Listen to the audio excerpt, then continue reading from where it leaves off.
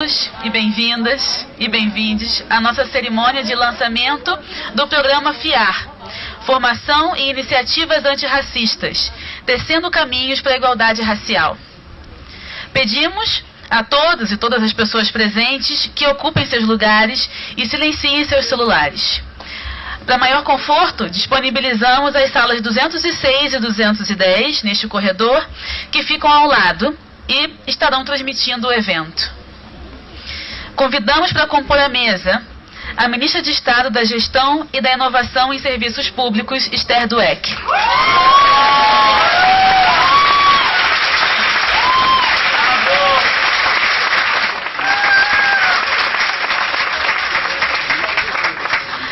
A Ministra de Estado da Igualdade Racial, Aniele Franco.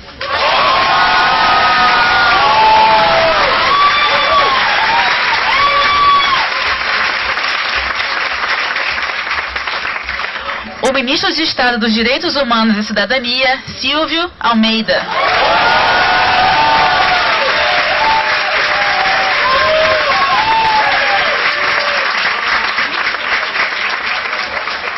A Presidenta da Escola Nacional de Administração Pública, a ENAP, Betânia Lemos.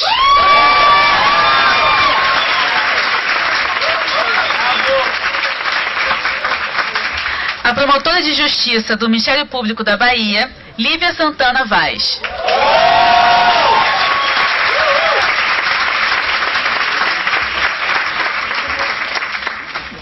Agradecemos ainda a presença das demais autoridades. Marcelo, secretário nacional de Planejamento, Sustentabilidade e Competitividade do Ministério do Turismo. Luciana Servo, presidenta do IPEA. Laís Abramo, secretária nacional de Cuidados e Família do Ministério do Desenvolvimento e Assistência Social, Família e Combate à Fome. Ivan Baron, influencer anticapacitista. Ana Paula Feminella, secretária nacional dos Direitos da Pessoa com Deficiência e ex-ENAP. Diogo Silva, secretário de Controle Interno da AGU. Ariana Francês, ouvidora-geral da União.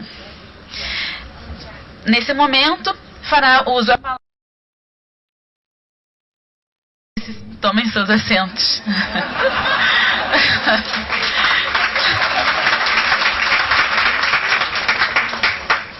Agora, nesse momento, fará uso da palavra de boas-vindas a presidenta da ENAP, Betânia Lemos, a ministra Esther Dweck e a ministra Aniele Franco.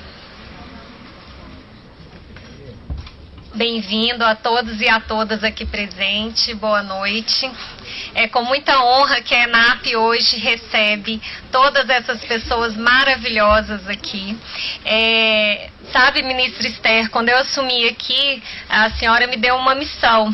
A missão da gente fazer uma pauta de capacitação, de lideranças, de capacitação com inclusão. Então, seria a missão da ENAP, era dada pela senhora, foi que a gente fizesse grandes programas que promovessem a inclusão no serviço público brasileiro. E o programa FIAR, que vamos lançar aqui hoje, é já uma das nossas entregas cumprindo essa missão. Entrega feita em várias mãos, a ENAP, toda a equipe da ENAP, com a equipe do MIR, então, assim, é um programa construído com muito carinho para que a gente consiga impulsionar a presença das pessoas negras na administração pública brasileira. Bem-vindo a todos e um excelente evento.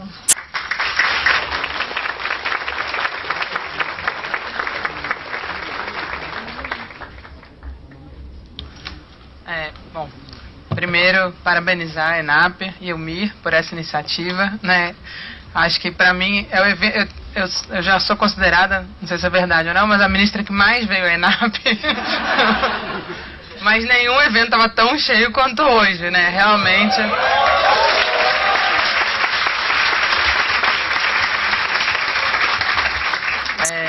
Agradecer essa recepção super calorosa também que a gente recebeu aqui.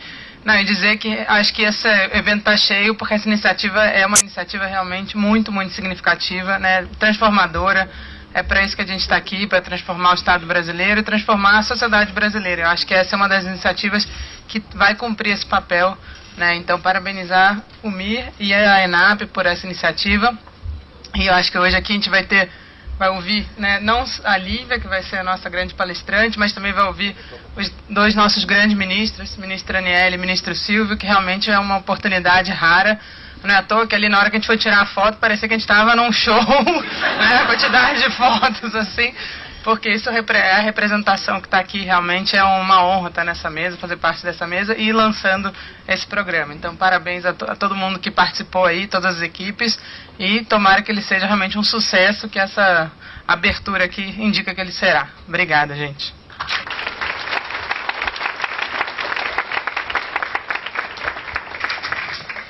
Boa noite a todas, todos e todes. Eu queria, antes de mais nada, agradecer. Eu acho que tudo que está sendo feito aqui, essa construção, ela é muito coletiva. Agradecer a presença de todo mundo, especialmente da Tati, que estava muito à frente, batalhando nesse momento, da Ieda, de toda a equipe do MIR. Mas eu sou suspeita para falar da Esther, e não é porque ela está do meu lado, porque eu acho que a gente se fortalece muito na luta. E não tem sido dias fáceis de caminharmos aqui para reconstruir o país de uma maneira séria, de uma maneira mais diversa, mas não dispersa, com dias mulheres chegando, e a Esther, com todo respeito ao Silvio, que a gente sabe que é essa pessoa, esse intelectual maravilhoso que está aqui, mas hoje eu vou falar um pouco da Esther, porque essa construção coletiva significou muito para mim. A gente não tinha tomado posse ainda quando nós chamamos a ministra para conversar no CCBB, e ela prontamente falou, vamos trabalhar nisso. E se tem uma coisa que eu sou na vida é leal. Então, quem é leal comigo, eu vou sempre ser leal de volta. E eu quero aqui, publicamente, reconhecer todo o seu trabalho, o seu esforço, de segurar a mão desse pequeno ministério, pequeno só, né, no tamanho que é novo, que eu estou querendo dizer, mas enorme, dos desafios, e não ter soltado. Então, agradeço mais uma vez o convite, agradeço por estar aqui. Eu adoro essa escola, gente. Quando eu entro, eu acho ela magnífica, porque professora que sou, né, fico encantada. Então, agradecer Lívia, estivemos juntas ontem na Bahia, e Silvio também, que tem sido um parceiro incansável em toda a nossa luta. Então, obrigada pela presença de todos. Desculpa não ter conseguido parar ali e falar com todo mundo que estava assinando, pedindo foto, mas é importante estar aqui com vocês hoje, lançando, criando e fortalecendo laços, e principalmente várias mulheres negras que a gente olha e se reconhece. Isso é o mais importante.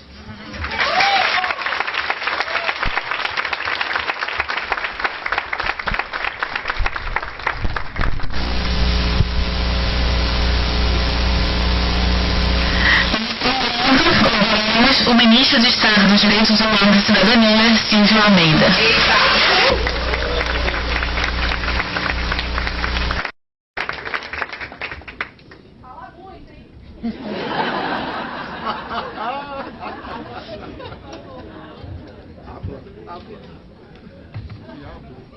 Tá. Pois bem, em primeiro lugar, uma boa noite a todas as pessoas aqui presentes.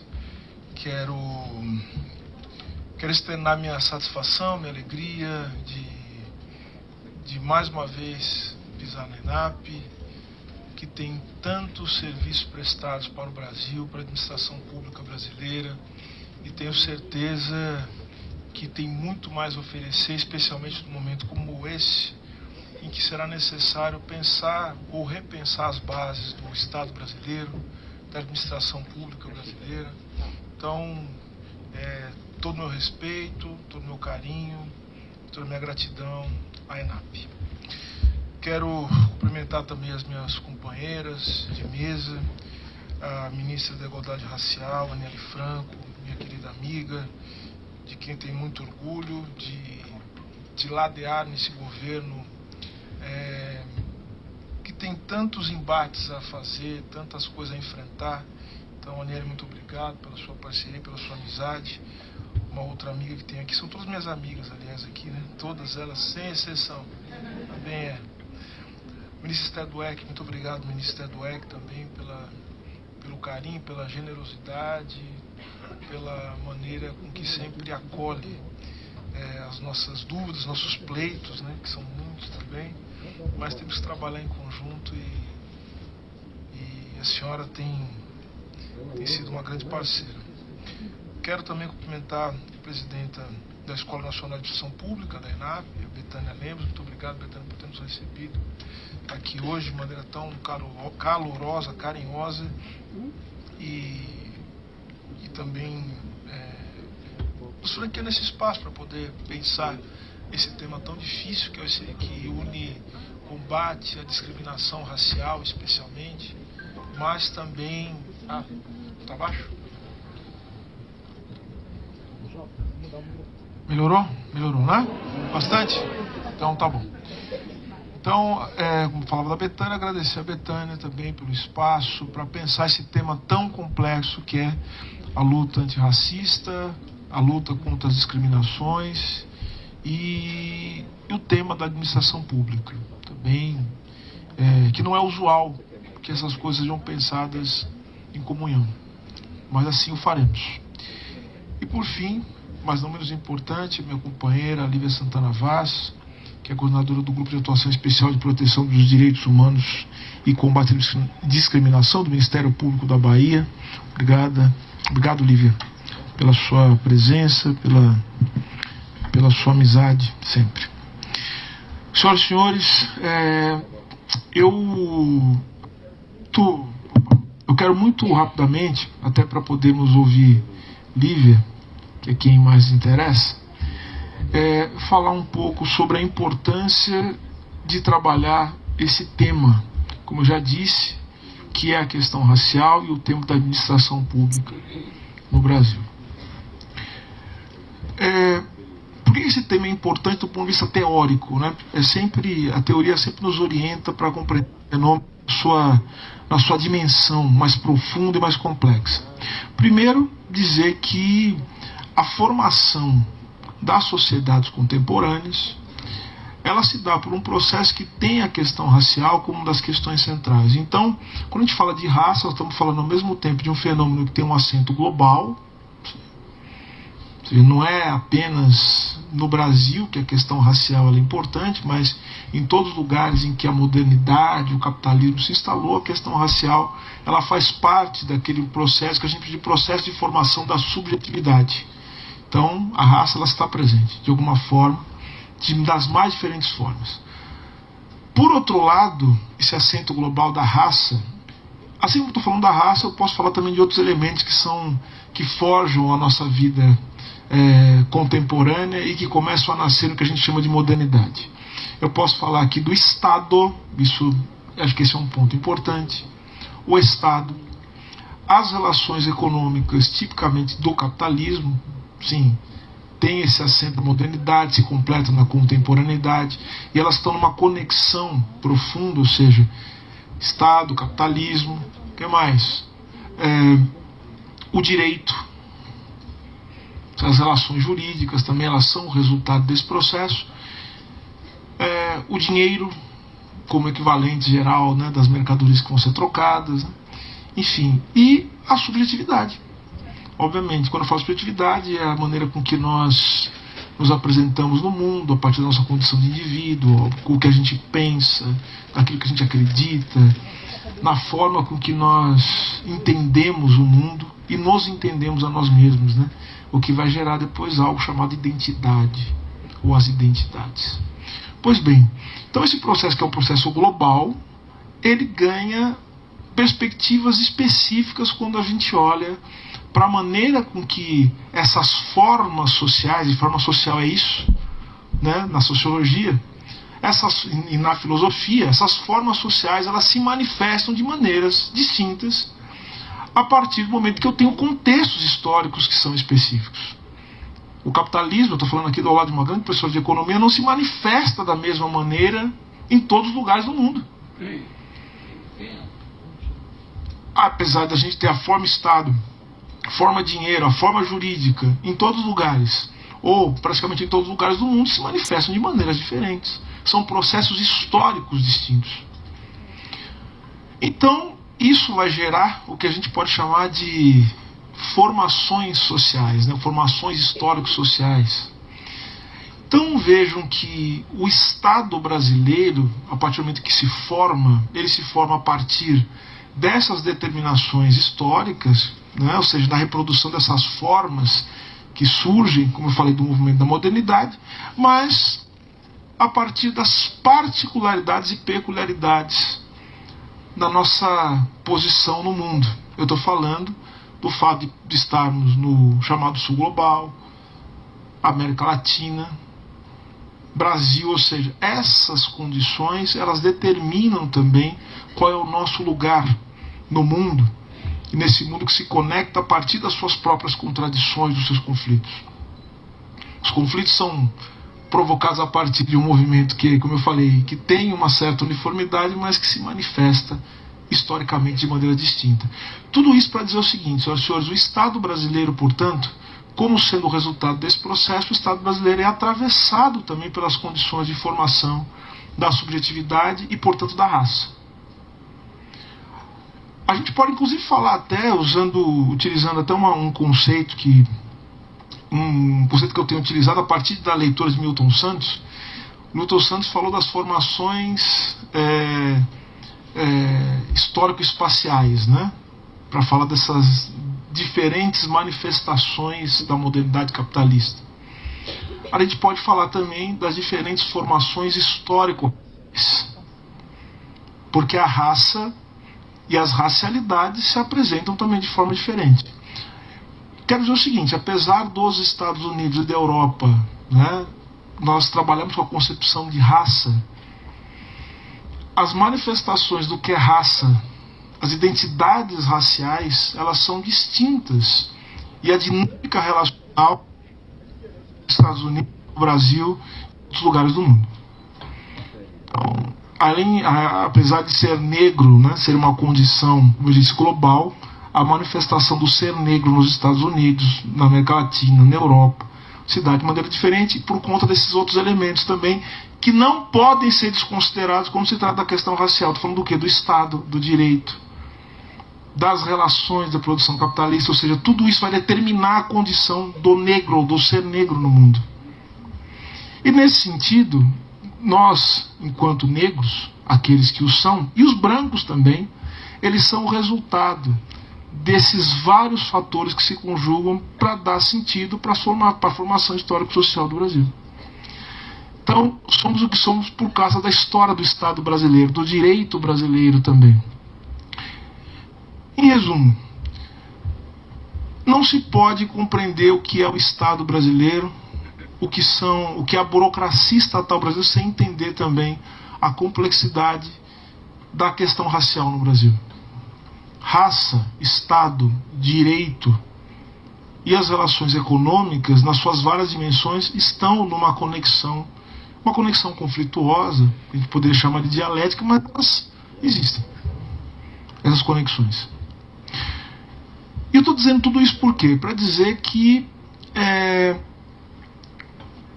quando nós abertamente fazemos um programa, criamos uma forma de pensar e de repensar a administração pública brasileira, tendo a questão racial como um elemento central, nós damos vários passos importantes para resolver diversos problemas, ou pelo menos para encaminhar, ou para enfrentar diversos problemas que fazem parte da própria história do Brasil.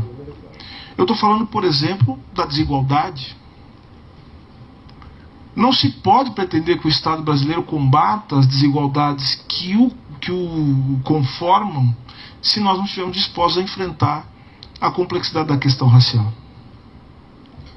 E esse é o ponto, ou seja, é uma sociedade como são as sociedades modernas, de maneiras distintas, estruturadas a partir de relações raciais, que são também relações de classe, que também determinam também as relações que nós podemos chamar das identidades, né, do ponto de vista sexual, de gênero, as sexualidades, identidade de gênero.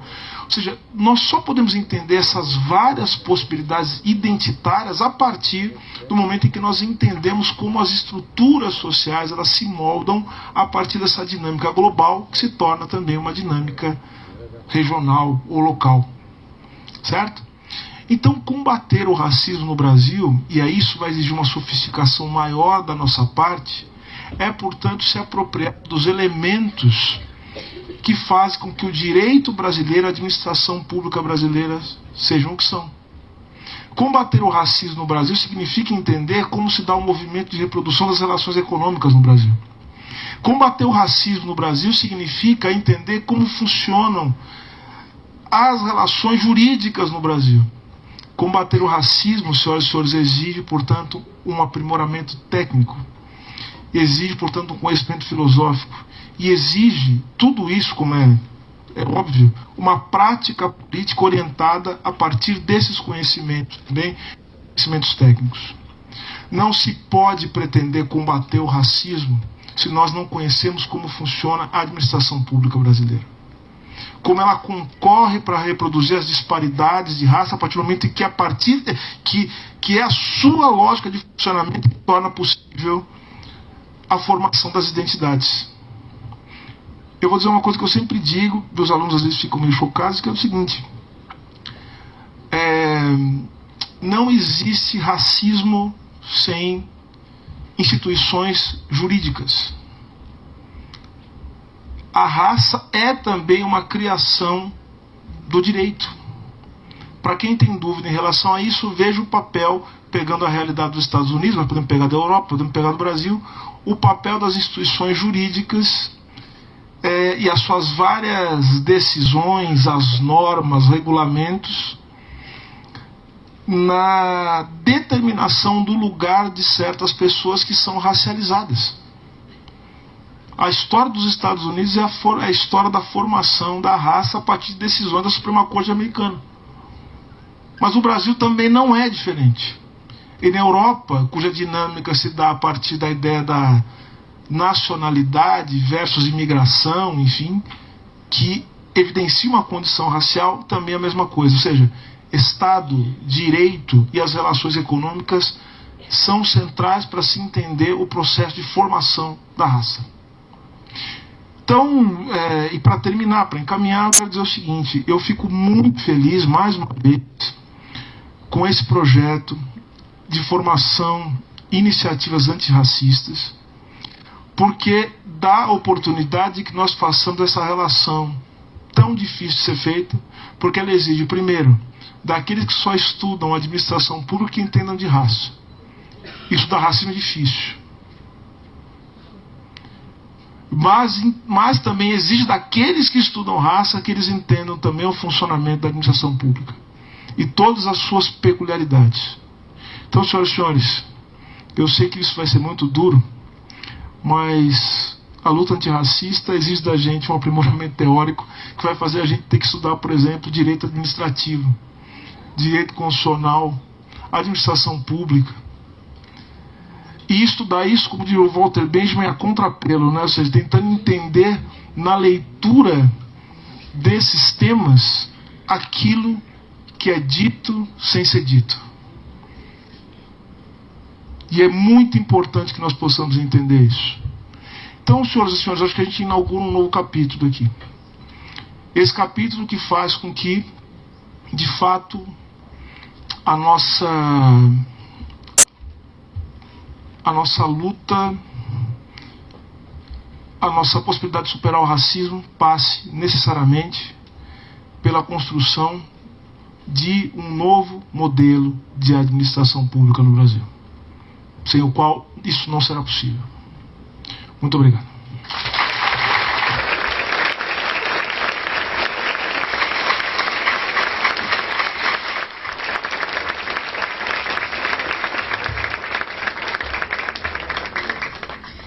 Agradecemos a presença do ministro Silvio de Almeida, que segue para outra agenda, e aproveitamos para registrar a presença da secretária executiva do Ministério da Igualdade Racial, Roberta Eugênia,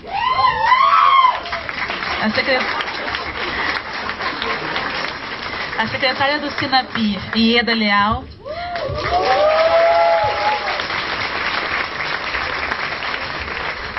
Marivaldo Pereira e Roseli Faria, ambos da Secretaria de Acesso à Justiça do Ministério da Justiça, e Flávia Costa, diretora da Fundação Cultural Palmares.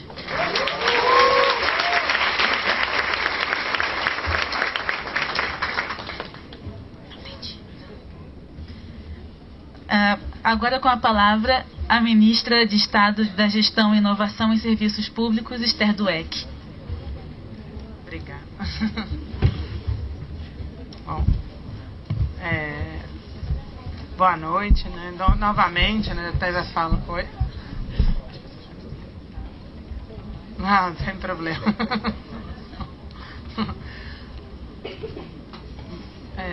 Eu também vou fazer uma fala breve, porque de fato a gente veio aqui para ouvir. Tá bom. Eu vou fazer uma fala breve também, porque a gente veio aqui para ouvir a Lívia.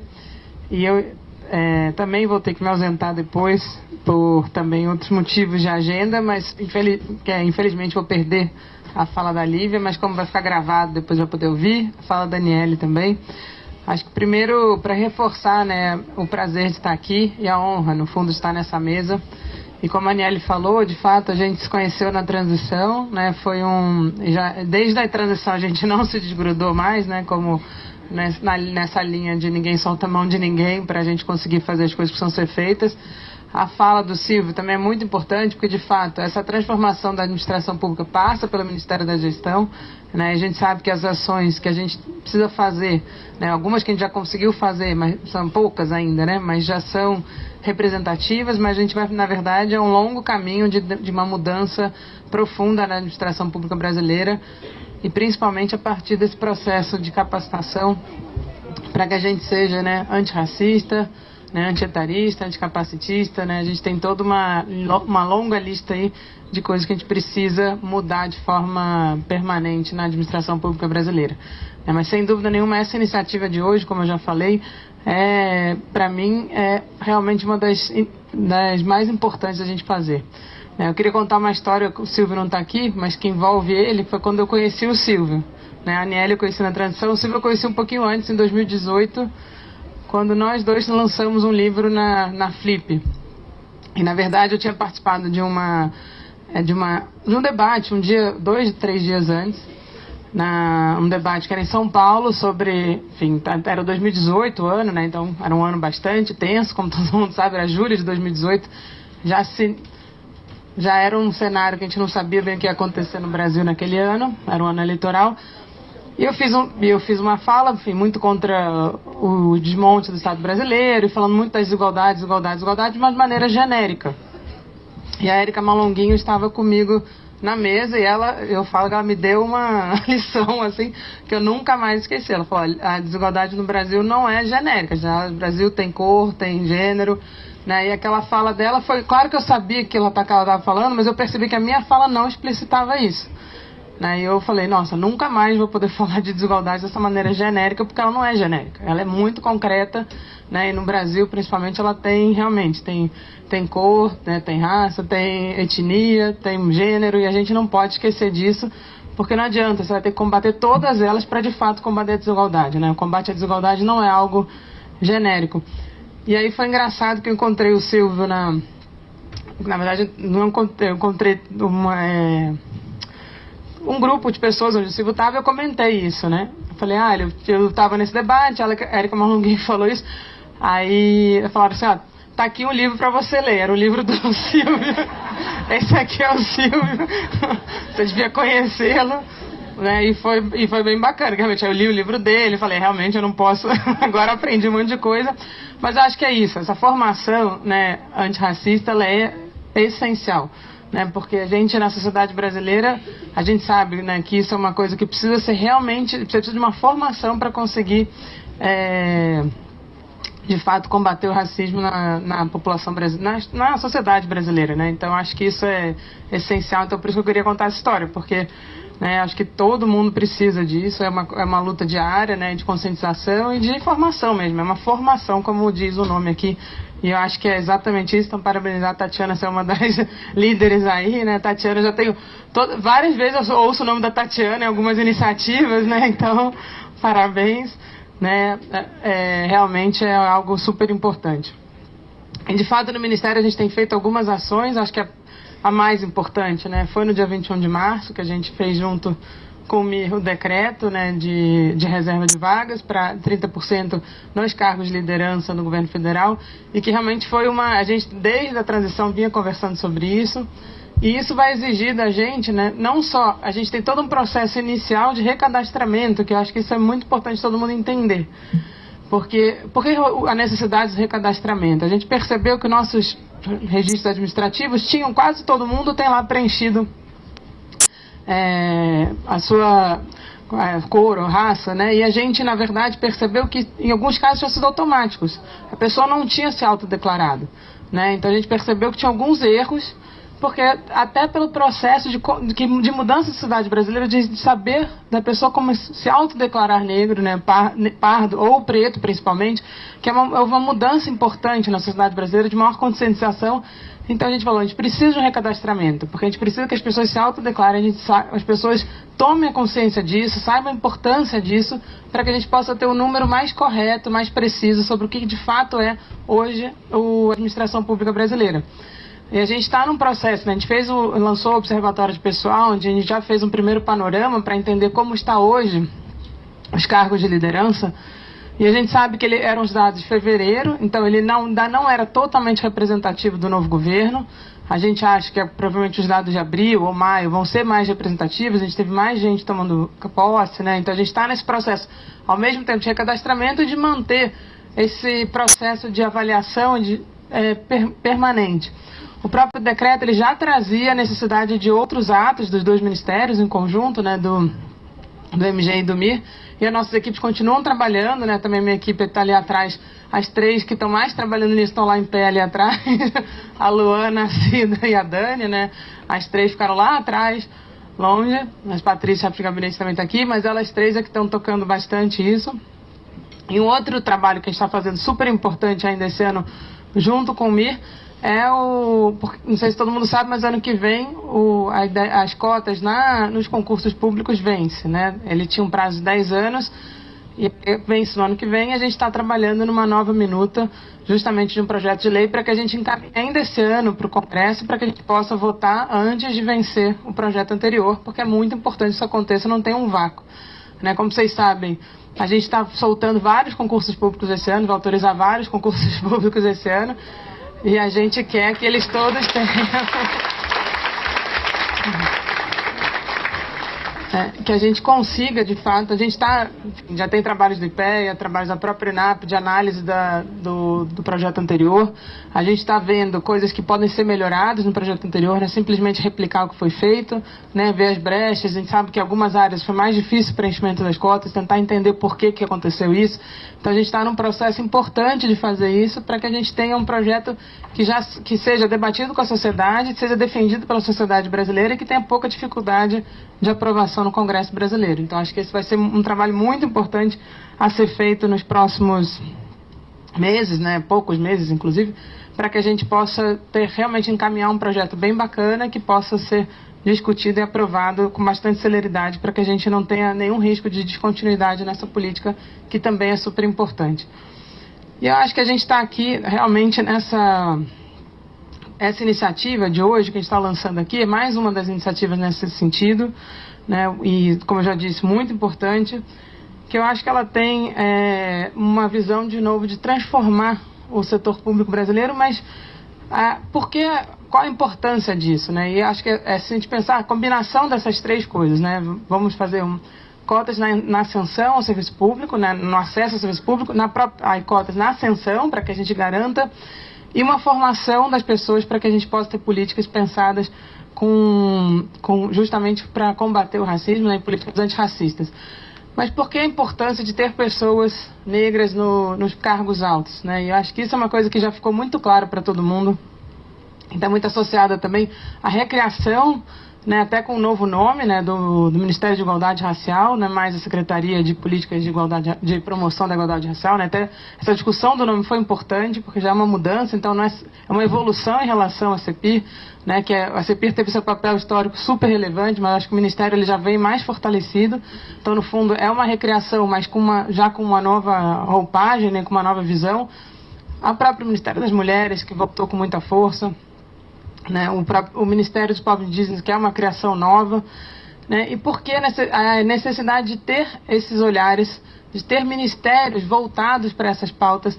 As pessoas não têm a importância disso, né? Fora, aqui, com certeza, essa sala, todo mundo tem total consciência disso, né? Não tenho dúvida que quem está aqui não tem dúvida da importância. Mas muitas vezes a sociedade brasileira fala assim, tem muitos ministérios, para que isso? Né? Não poderia ser um ministério só cuidando disso? E acho que, no fundo, a criação do ministério e a própria exigência de ter pessoas negras em cargos altos demonstra a necessidade de se pensar o Estado de uma maneira diferente.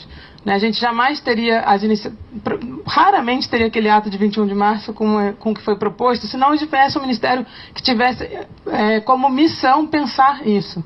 A mesma coisa os atos de 8 de março. A gente teve um 8 de março cheio de iniciativas que só existiram porque tem um ministério voltado para isso, para pensar aquelas políticas.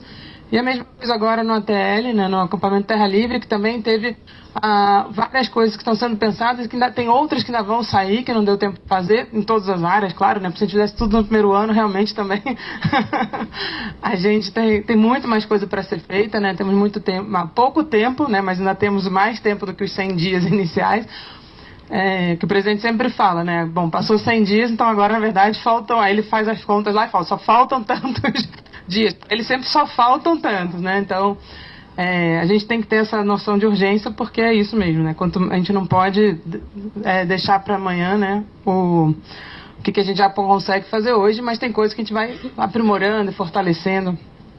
E eu acho que é isso, né? A gente precisa ter esses olhares, a gente precisa ter pessoas que vão trazer na sua história, na sua vida, as preocupações que vão fazer as outras pessoas enxergarem a importância disso, né? Então, eu contei essa minha história no início, né? A gente teve aqui recentemente um debate importante também, que eu já falei aqui na ENAP sobre isso da última vez, né? De uma fala minha, que foi uma fala que eu depois me arrependi da fala, mas foi importantíssimo, porque eu percebi aquela fala também tinha um caráter ruim, né? No sentido de até, não sei se a Ana viu da última vez, já falei completamente diferente, porque eu acho que é isso mesmo, é um processo de formação, acho que todos nós estamos né, para isso. E eu acho que acho que para terminar, realmente, né, a gente está aqui, que é isso, né, é um processo de sensibilização e engajamento, não só dos servidores públicos, mas de toda a população brasileira, né? Acho que é para isso que todos nós estamos aqui, né? E tomar atuar ativamente para que a gente consiga mudar toda a sociedade brasileira. Obrigada, gente.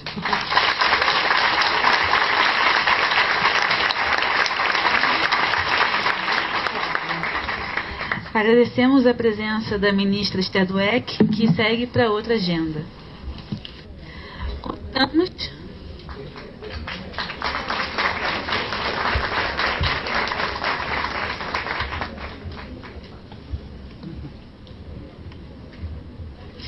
Convidamos a ministra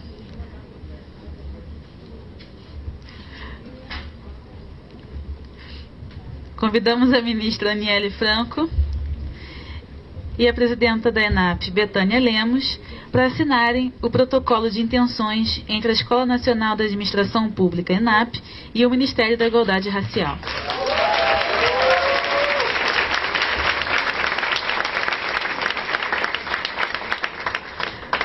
O protocolo de intenções busca evidenciar os esforços necessários para promover, elaborar e executar programas e projetos de capacitação e desenvolvimento de competências com vistas ao combate ao racismo e promoção da igualdade racial. A ENAP e o Ministério da Igualdade Racial firmam parceria para formação inicial e continuada de pessoas que atuam no serviço público, seleção e desenvolvimento de lideranças negras para o setor público, capacitação de gestores do Sistema Nacional de Igualdade Racial, capacitação de prestadores de serviço, capacitação de agentes de segurança e vigilância patrimonial, cursos de pós-graduação, capacitação de membros de comissões de heteroidentificação complementar à autodeclaração dos candidatos negros no âmbito de políticas públicas afirmativas, atividades de apoio ao planejamento e governança de ações de promoção da igualdade racial e combate ao racismo.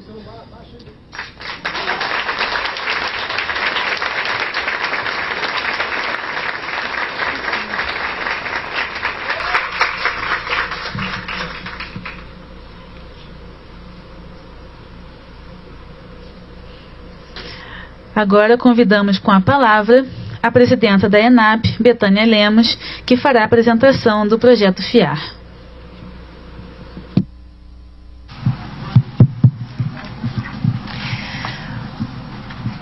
Bom, gente, tem que pôr a apresentação. Entrou. Bom, sobrou para mim essa grande missão de apresentar para vocês agora o programa FIAR com todas as suas ações. FIAR é Formação e Iniciativas Antirracistas, tecendo caminho à igualdade racial. Como eu falei na minha fala de início, esse programa ele foi construído a muitas mãos, né? A equipe do MGI, a equipe do Ministério de Igualdade Racial, a equipe da ENAP, e toda a ENAP se envolveu na construção. Então, esse programa vai ter ações em todas as nossas diretorias e eu queria fazer um agradecimento especial à nossa diretora Yara Alves.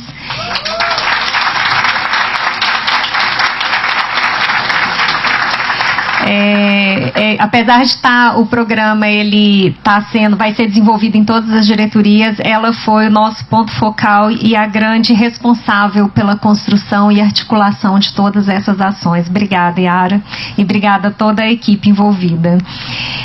O programa ele conta com ações de curto prazo, de médio prazo e de longo prazo.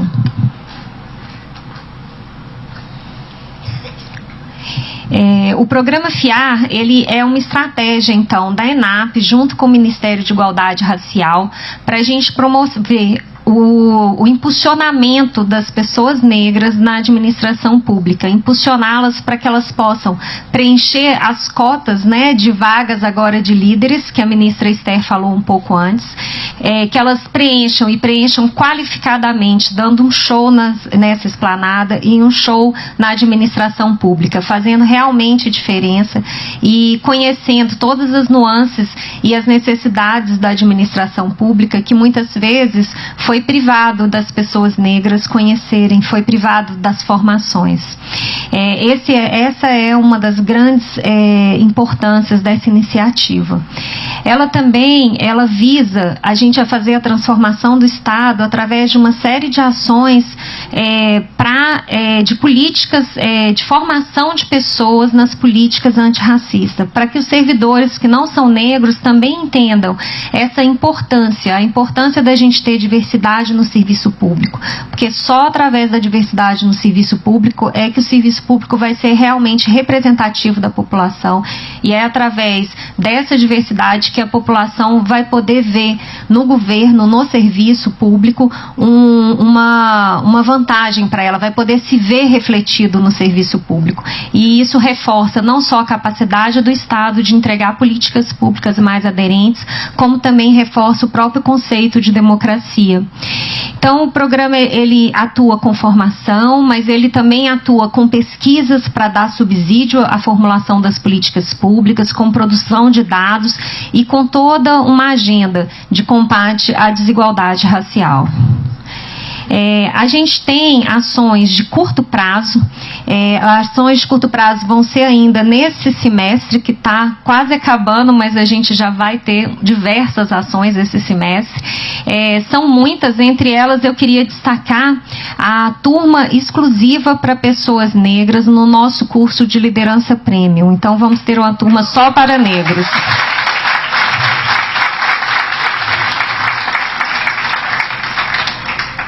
Também queria destacar, ainda nesse primeiro semestre, uma turma para mulheres líderes negras.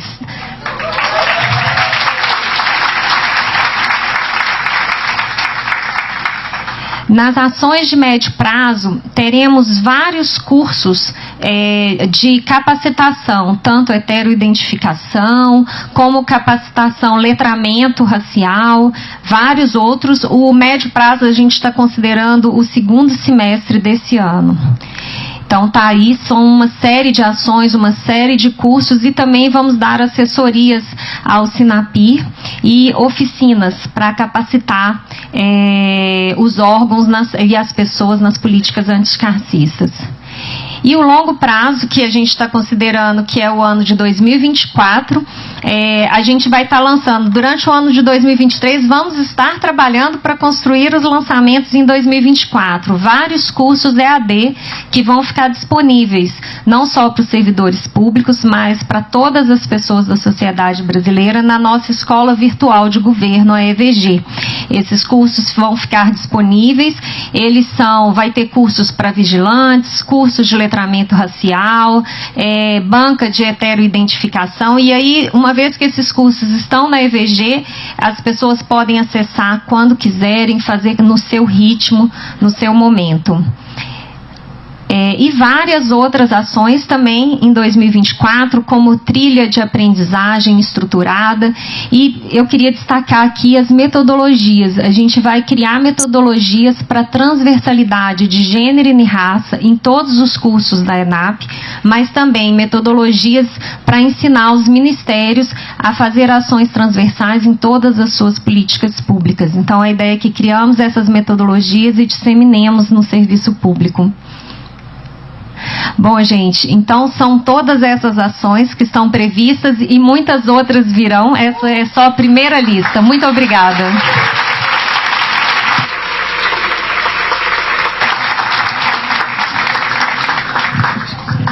Com a palavra, a ministra de Estado da Igualdade Racial, Aniele Franco. Eu ia, antes de ler, porque aí a gente começa a falar, acho que tem algumas coisas importantes que eu falei da Tatiana e não citei a Ana. E depois que eu vi que a Ana Venturini estava aqui, eu sempre costumo falar que a gente tem feito história. E aí são várias Anas, né, Ana Miriam também, e todas as outras Anas que compõem esse ministério. Mas em nome da Iere e da Márcia, eu quero agradecer demais tanto a Tati quanto a Ana Venturini. E também em nome da Roberta, quero agradecer também pela Ana e toda a construção que tem sido feita, porque eu costumo muito brincar com a Beta sobre isso. Que, não, porque a Aniele vai decidir, a gente tem uma coisa muito leal lá dentro, que é a gente decide tudo juntas. Embora tenha a nomeação e tenha, né, hierarquicamente falando do cargo, eu sempre gosto de trazer essas mulheres, principalmente que estão ali comigo no dia a dia trabalhando. Acho que a Marcele também não está aqui, já teve que se retirar. Agradecer a todas que construíram conosco, porque foram dias e dias exaustivos, ainda tem sido. E a Cida, que está lá atrás, e a Roseli também, porque foi com a Roseli que começou essa conversa. E a Cida, num domingo também, se disponibilizou e conversou com a gente. A gente não tinha nem tomado posse ainda, né, Roberta? A gente já estava fazendo reunião online para poder estar vivendo esse momento. Então, queria muito agradecer. Obrigada mesmo por abrir as portas, por vocês, né, acolherem essas ideias e esses sonhos.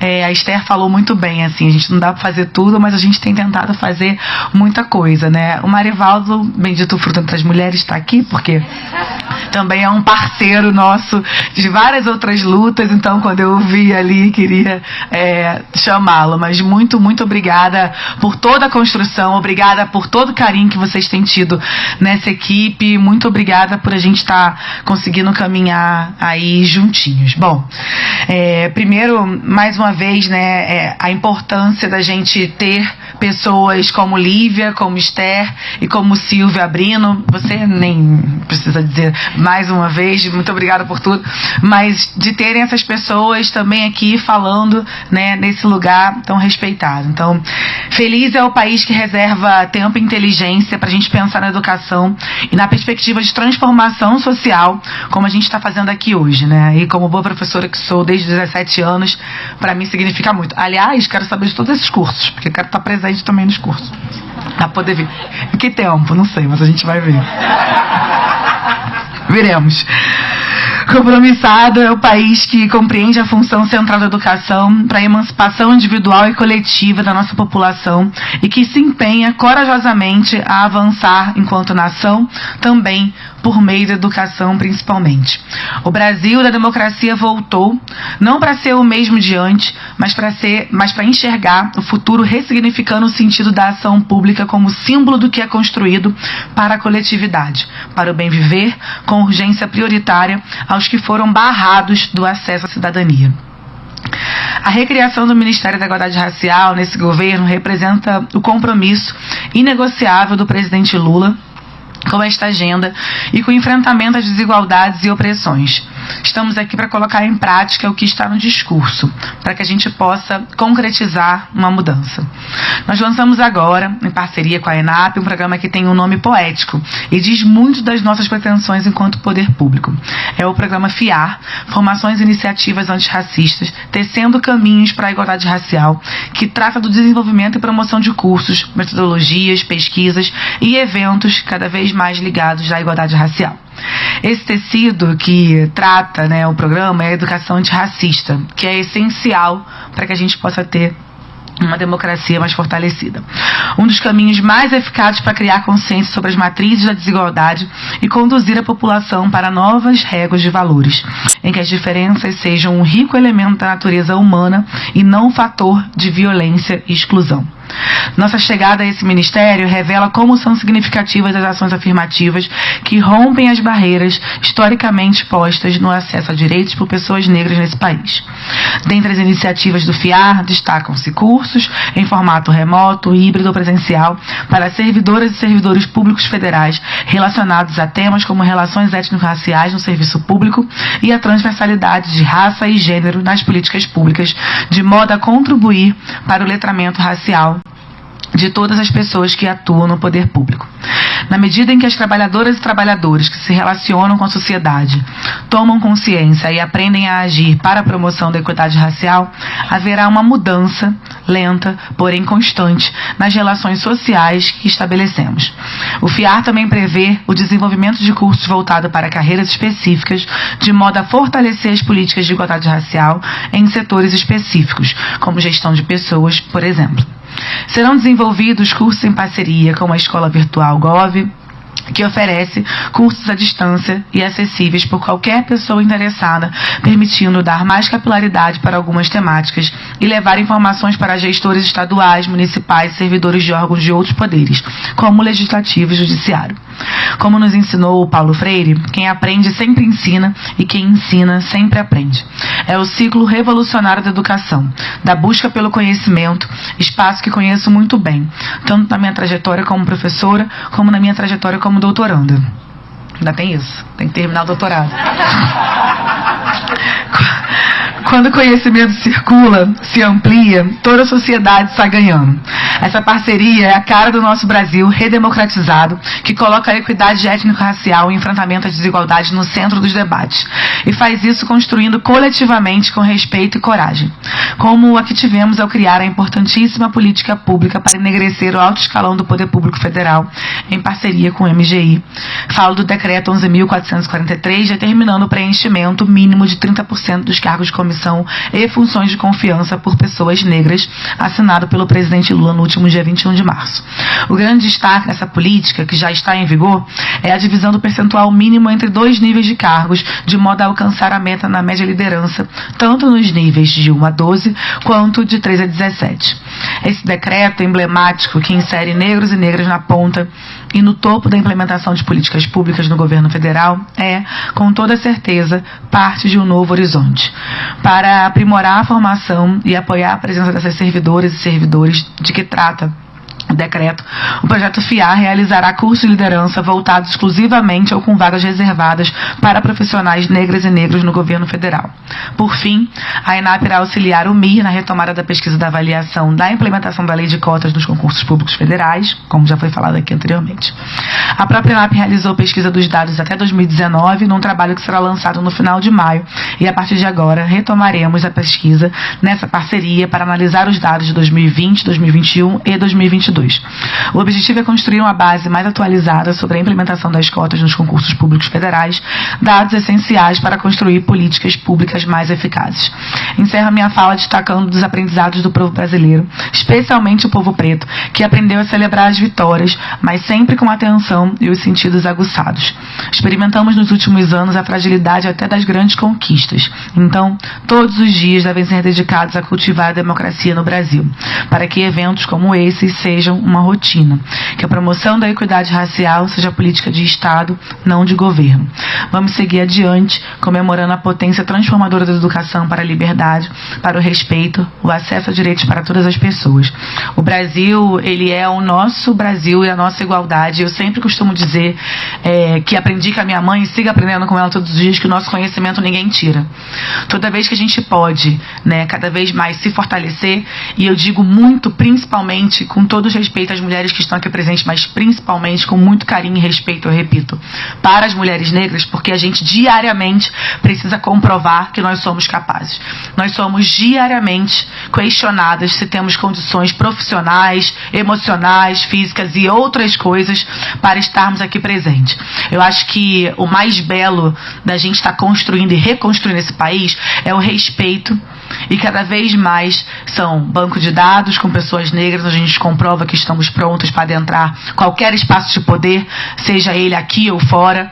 Pessoas que cada dia que passa se reconhecem nessa luta e enxergam que a gente não está aqui apenas para constar que tem pessoas negras. A gente está aqui porque nós temos doutorandas, mestrandas, professoras, nós temos promotoras, nós temos advogadas, nós temos economistas e por aí vai. Mas a gente está aqui porque a gente acredita, como muito bem foi feito por uma equipe muito poderosa no meu discurso de posse, num projeto de país. E esse projeto de país passa por cada vez mais a gente garantir lugares como esse. Passa por cada vez mais a gente ter acesso à educação, não só para mim, para vocês que estamos aqui sentados, mas para todos aqueles jovens que, infelizmente, passam por pobreza, por desigualdade, pela fome, ou são assassinados, infelizmente, pela política de Estado que a gente tem. Então, que a gente possa se fortalecer, que a gente possa seguir construindo coletivamente, que a gente possa ter mulheres potentes que inspiram outras mulheres a lutarem por sonhos e por seus ideais. Eu também peço desculpas por não conseguir ficar, Lívia, na sua palestra. Eu tenho 2 crianças, você sabe. E ontem eu estava no meu aniversário na Bahia. Ou seja, não comemorei direito com as minhas filhas e já vou viajar de novo. Então vou ter que me retirar para poder ficar minimamente com elas antes de dormir e ainda passar numa outra agenda anteriormente. Quero demais agradecer e dizer que vocês podem contar com o Ministério da Igualdade Racial, mas para além de tudo tem um time... Tem homens também, mas com um time maravilhoso, que tem alguns aqui, então não podia... Contem com esse time de mulheres que nós estamos lá incansavelmente, chegando cedo, saindo tarde, para que a gente possa deixar um legado, que esse legado que a gente vai deixar não é só pra gente, para nossas filhas, para nossas netas, para as próximas gerações que vão olhar e reconhecer que a gente fez história nesse lugar. Obrigada, gente.